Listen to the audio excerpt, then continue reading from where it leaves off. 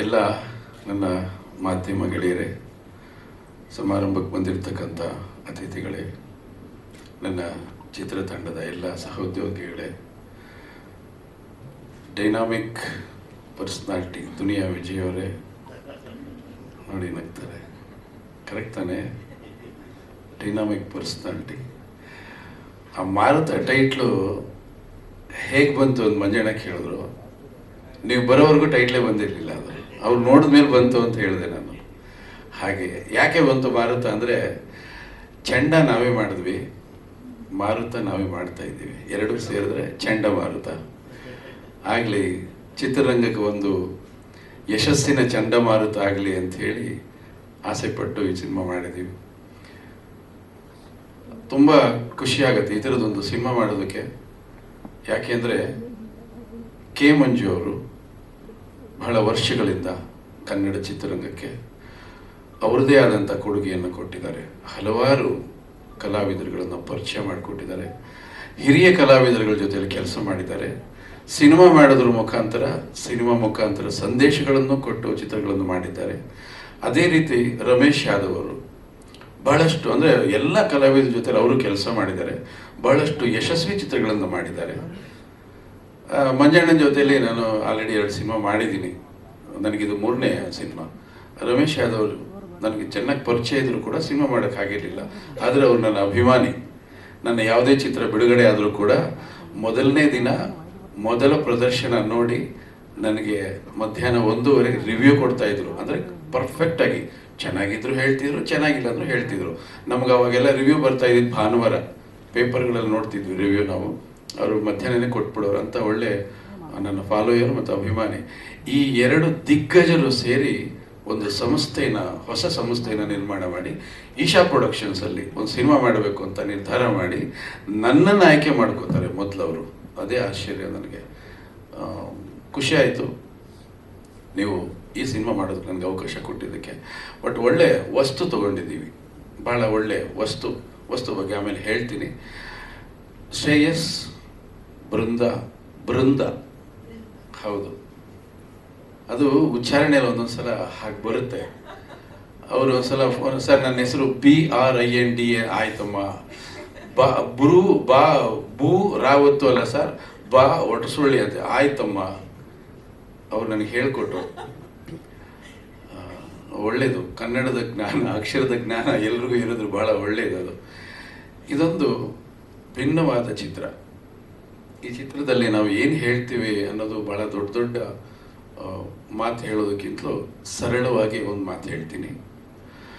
ಪೋಷಕರೇ ನಿಮ್ಮ ಮಕ್ಕಳ ಬಗ್ಗೆ ಎಚ್ಚರ ಇರಲಿ, ಅವರ ಚಲನವಲನಗಳ ಬಗ್ಗೆ ನಿಗಾ ಇರಲಿ, ಅವರ ಕೈಯಲ್ಲಿರ್ತಕ್ಕಂಥ ಮೊಬೈಲ್ ಚಟುವಟಿಕೆಗಳ ಬಗ್ಗೆ ನಿಮಗೆ ತಿಳಿದಿರಲಿ. ನೀವೆಷ್ಟೇ ಬ್ಯುಸಿಯಾಗಿದ್ದರೂ ವಾರಕ್ಕೊಮ್ಮೆ ಆದರೂ ಸಮಯ ಬಿಡುವು ಮಾಡಿಕೊಂಡು ಅವರ ಜೊತೆಯಲ್ಲಿ ಕಾಲ ಕಳೆಯಿರಿ.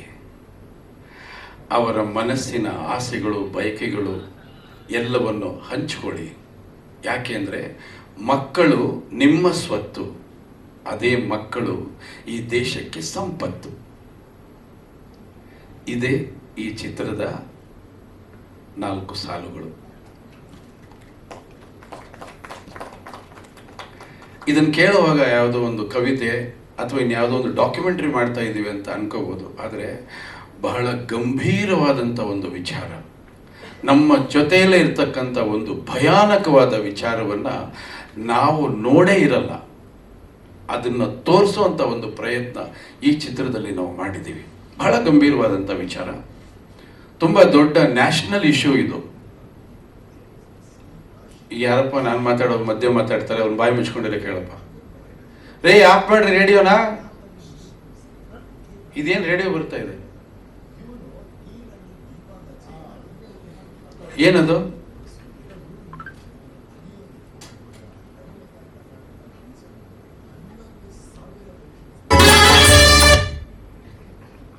ಶುಭವಾಗಲಿ ನಿಮ್ಗೆಲ್ಲ ಸರ್. ಇದು ಒಂದ್ ರೀತಿಯ ತೊಡಕೆ, ಎಲ್ಲರೂ ಶುಭವಾಗಲಿ ಅಂತ.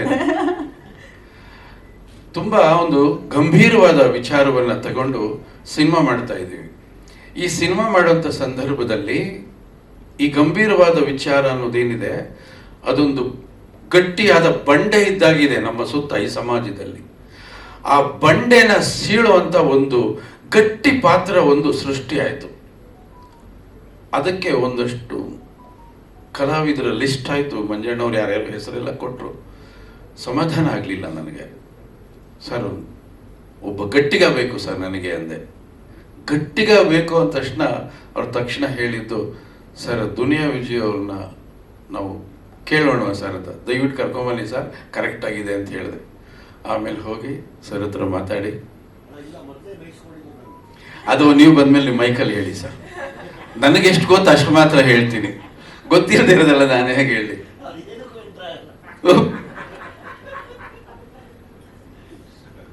ಯಾಕೆ ದುನಿಯಾ ವಿಜಯ್ ಅವ್ರನ್ನ ಈ ಸಿನಿಮಾದಲ್ಲಿ ನಾವು ಆ ಪಾತ್ರಕ್ಕೆ ಆಯ್ಕೆ ಮಾಡ್ಕೊಂಡ್ವಿ ಅಂದರೆ, ಅವ್ರದೇ ನಿರ್ದೇಶನದ ಈ ಹಿಂದಿನ ಸಿನಿಮಾದಲ್ಲಿ ಅವರು ಈ ಮಾದಕ ವಸ್ತುಗಳ ಬಗ್ಗೆ ಒಂದು ಗಂಭೀರವಾದಂಥ ಆಪರೇಷನ್ ಶುರು ಮಾಡಿದ್ರು. ಅದು ಯಶಸ್ವಿ ಆಯಿತು. ಈ ಹಿಂದೆ ಶಬ್ದವೇದಿ ಅನ್ನೋ ಸಿನಿಮಾದಲ್ಲಿ ನಾವು ಅದನ್ನು ಪ್ರಾರಂಭ ಮಾಡಿದ್ವಿ. ದೊಡ್ಡ ಮಟ್ಟಕ್ಕೆ ಪ್ರಶಸ್ತಿಗಳೆಲ್ಲ ತಗೊಂಡಂಥ ಒಂದು ಚಿತ್ರ ವಿಕಾಸ ಆ ವಸ್ತುವಿಂದ. ಅದೇ ವಸ್ತು ಇವ್ರಿಟ್ಕೊಂಡು ಬಹಳ ಈ ಗ್ಯಾಪಲ್ಲಿ ಬಹಳಷ್ಟು ಹೆಚ್ಚು ಕಡಿಮೆ ಮುಖ್ಯಮಂತ್ರಿಗಳು ಕೂಡ ಅದ್ರ ಬಗ್ಗೆ ಮಾತಾಡುವಷ್ಟು ಮಟ್ಟಿಗೆ ಅದು ಪಾಪ್ಯುಲರ್ ಆಯಿತು. ಜನಗಳಿಗೆ ಅದು ತಲುಪ್ತು ಹೋಗಿ ಅವ್ರ ಪ್ರಯತ್ನ.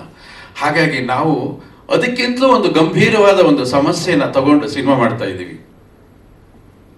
ಮಾದಕ ವಸ್ತುನೇ ಗಂಭೀರವಾದ್ದು ಅಂದರೆ ಅದಕ್ಕಿಂತಲೂ ಗಂಭೀರವಾದದ್ದು ಇವತ್ತು ನಾವು ಹೆದರಿಸ್ತಾ ಇದ್ದೀವಿ. ನಮ್ಮ ಜೊತೆ ಒಳಗಡೆನೆ ಇದೆ, ನಮಗೆ ಗೊತ್ತೇ ಇಲ್ಲ ಅದು. ನಾವು ಅದನ್ನ ಹೆಗಲ್ಗೊತ್ಕೊಂಡು ಟ್ರಾವೆಲ್ ಮಾಡ್ತಾ ಇದ್ದೀವಿ. ಆ ಥರದೊಂದು ಸಮಸ್ಯೆನ ಯಾರಪ್ಪ ಭೇದಿಸ್ತಾರೆ ಅಂದರೆ ಅದು ನಮ್ಮ ಸ್ಯಾಂಡಲ್ವುಡ್ ಸಲಗ ಅನ್ನೋದು ನಾವೆಲ್ಲ ಸೇರಿ ತೀರ್ಮಾನ ಮಾಡಿದ್ವಿ.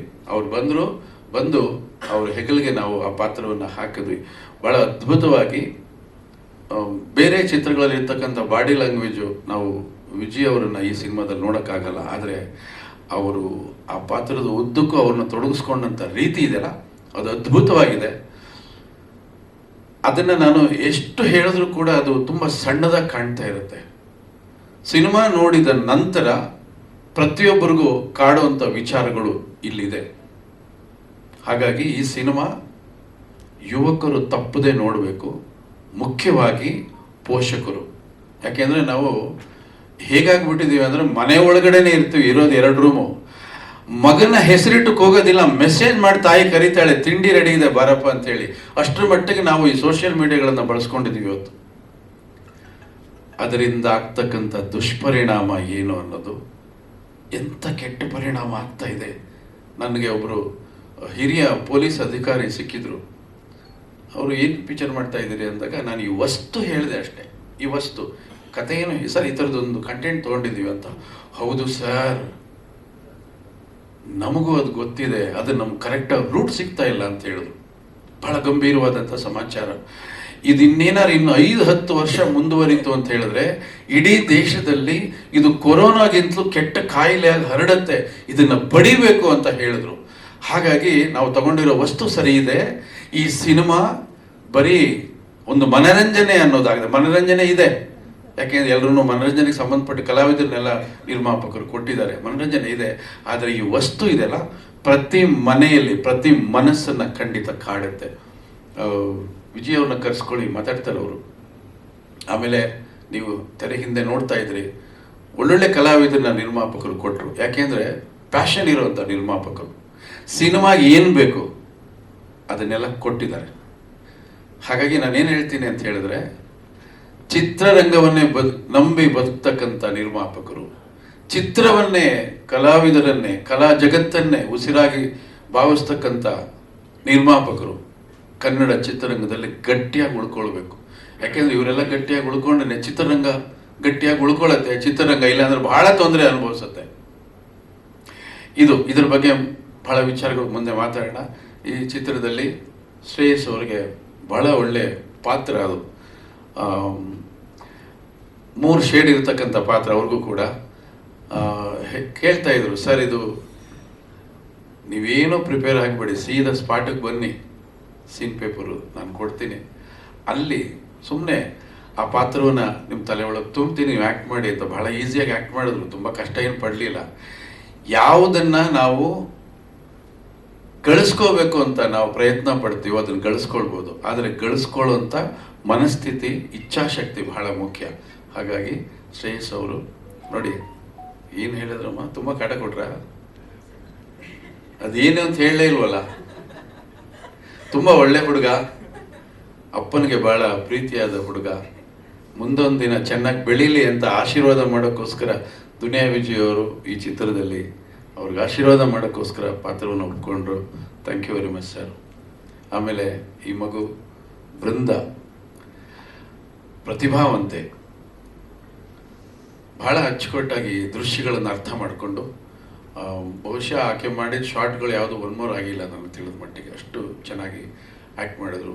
ಆಮೇಲೆ ನೃತ್ಯ ರಿಹರ್ಸಲ್ ಮಾಡ್ಕೊಂಡು ನೃತ್ಯ ಮಾಡಮ್ಮ ಅಂದರೆ ಜಸ್ಟ್ ಒಂದು ಹಾಫ್ ಡೇ ಹೋಗಿ ರಿಹರ್ಸಲ್ ಮಾಡ್ಕೊಂಡು ಅದ್ಭುತವಾದ ಗೀತೆಯನ್ನು ಈ ಸಿನಿಮಾದಲ್ಲಿ ಅವರು ಒಂದು ದೇವ್ರ ಸಾಂಗ್ ಇದೆ, ಸೌದತ್ತಿ ಎಲ್ಲಮ್ಮ ಸಾಂಗ್, ಅದು ಮುಂದೊಂದು ದಿನ ಅದು ನಿಮಗೆ ತೋರಿಸ್ತೀವಿ. ಭಾಳ ಚೆನ್ನಾಗಿ ಅದರಲ್ಲಿ ಆ್ಯಕ್ಟ್ ಮಾಡಿದ್ರು. ಎಂಟೈರ್ ಕಲಾವಿದರು ಈ ಚಿತ್ರದಲ್ಲಿ ಅವ್ರು ಏನು ನಿರೀಕ್ಷೆ ಮಾಡಿದ್ರು ಅದಕ್ಕೆ ಭಿನ್ನವಾದ ಪಾತ್ರಗಳನ್ನು ಈ ಕತೆ ಅವ್ರಿಗೆ ಕೊಟ್ಟಿದೆ. ಜೊತೆಯಲ್ಲಿ ದಾಸ್ ಅವರು, ನಾವಿಬ್ಬರು ಒಟ್ಟಿಗೆ ಚಿತ್ರರಂಗಕ್ಕೆ ಬಂದ್ವಿ. ಚೈತ್ರದ ಪ್ರೇಮಾಂಜಲಿ ಅನ್ನೋ ಒಂದು ಅಮರ ಕಾವ್ಯ, ಅದು ಎಷ್ಟು ವರ್ಷ ಆದರೂ ಕೂಡ ಆ ಸಿನಿಮಾ ನಮ್ಮ ಜೊತೆಯಲ್ಲೇ ನಡ್ಕೊಂಡು ಬರ್ತಾ ಇದೆ. ಆ ಚಿತ್ರದ ಮುಖಾಂತರ ಇಬ್ಬರು ಒಟ್ಟಿಗೆ ಬಂದ್ವಿ. ಇವತ್ತು ಈ ಚಿತ್ರದಲ್ಲಿ ಒಟ್ಟಿಗೆ ಕೆಲಸ ಮಾಡಿದ್ದೀವಿ.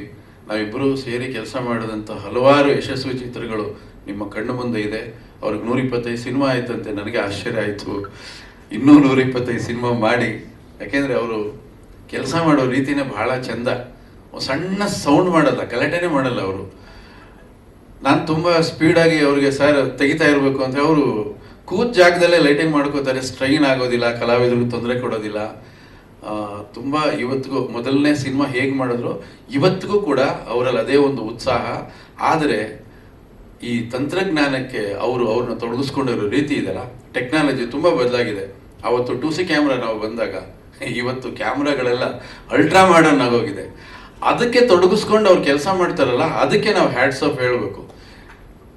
ಅದು ಭಾಳ ಕಷ್ಟ. ಭಾಳಷ್ಟು ಜನ ಇವರು ಶಿಷ್ಯಂದ್ರೇ ಆ ಟ್ರೆಂಡ್ಗೆ ಸೆಟ್ ಆಗಿದ ಪಕ್ಕಕ್ಕೆ ಹೋಗ್ಬಿಟ್ಟಿದ್ದಾರೆ. ಬಟ್ ಇವತ್ತಿಗೂ ಅವ್ರು ಕೆಲಸ ಮಾಡ್ತಿದ್ದಾರೆ. ತುಂಬ ಹೆಮ್ಮೆ. ಇವತ್ತು ಒಬ್ಬ ನಿರ್ದೇಶನ ಮಾಡೋದು, ಒಬ್ಬ ಛಾಯಾಗ್ರಾಹಕ ಫೋಟೋಗ್ರಫಿ ಮಾಡೋದು ಇವತ್ತು ತುಂಬ ಸವಾಲು. ಯಾಕೆಂದರೆ ಟೆಕ್ನಾಲಜಿ ಅಷ್ಟು ಮುಂದುವರೆದಿದೆ. ಅದನ್ನು ಸ್ಟಡಿ ಮಾಡೋದೇ ಬಹಳ ಜಾಣತನ.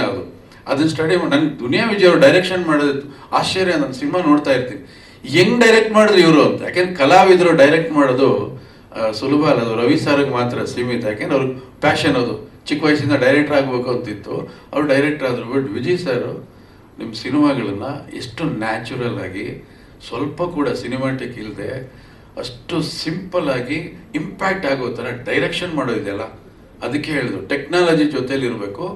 ಈ ಸಮಾಜದಲ್ಲಿ ಇವತ್ತು ನಡೆಯತಕ್ಕಂಥ ಎಲ್ಲ ವಿಚಾರಗಳನ್ನು ನಾವು ಜೊತೆಲಿ ಟ್ರಾವೆಲ್ ಮಾಡ್ತಾ ಇರಬೇಕು. ಇಲ್ಲಾಂದರೆ ಈಗ ಸಿನಿಮಾ ಮಾಡೋದು ಭಾಳ ಕಷ್ಟ ಇದೆ. ಹಾಗಾಗಿ ಮತ್ತೊಮ್ಮೆ ನಿಮಗೆ ಅಭಿನಂದನೆಗಳು. ನೀವು ವೇದಿಕೆ ಮೇಲೆ ಬರೋದು ಕಾಯ್ತಾ ಇದ್ದೀನಿ. ನಾನು ಮಂಜಣ್ಣ ವೇದಿಕೆ ಮೇಲೆ ಬರೋದು ಕಾಯ್ತಾ ಇದ್ದೀನಿ. ವರ್ಕ್ ಮಾಡಿದಾಗ ನಟನಾಗಷ್ಟೇ ಗುರುತಿಸ್ಕೊಂಡಿದ್ರು, ಈಗ ನಿರ್ದೇಶಕ ಆದ ಮೇಲೆ ಸರ್ ಜೊತೆಗೆ ವರ್ಕ್ ಮಾಡಿರುವಂತ ಎಕ್ಸ್ಪೀರಿಯನ್ಸ್ ಮತ್ತು ಸಿನಿಮಾ ಬಗ್ಗೆ ಏನ್ ಹೇಳ್ತಾರೆ? ನಾನು ಅದೇ ಹೇಳಬೇಕು, 2 ಸಿನಿಮಾ ಕೆಲಸ ಮಾಡಿದಾಗ ಅವಾಗ ಬರೀ ಹೀರೋ ಅವರು, ಇವಾಗ ಡೈರೆಕ್ಟ್ರು ಆಗಿದ್ದಾರಲ್ಲ, ಹೇಗಪ್ಪ ಅವ್ರ ಜೊತೆ ಕೆಲಸ ಮಾಡೋದು ಅಂತ ಅನಿಸಿತ್ತು. ಆದರೆ ವ್ಯತ್ಯಾಸ ತುಂಬ ಕಾಣ್ತು ನನಗೆ. ಎಷ್ಟು ವ್ಯತ್ಯಾಸ ಇದೆ ಅಂದರೆ, ಆವತ್ತು ತುಂಬ ಹುಡುಗಾಟಿಕೆ ಆವತ್ತು, ಬಟ್ ಕ್ಯಾಮರಾ ಮುಂದೆ ಬರ್ತಿದ್ದಂಗೆ ತುಂಬ ಸೀರಿಯಸ್ನೆಸ್ ಇತ್ತು.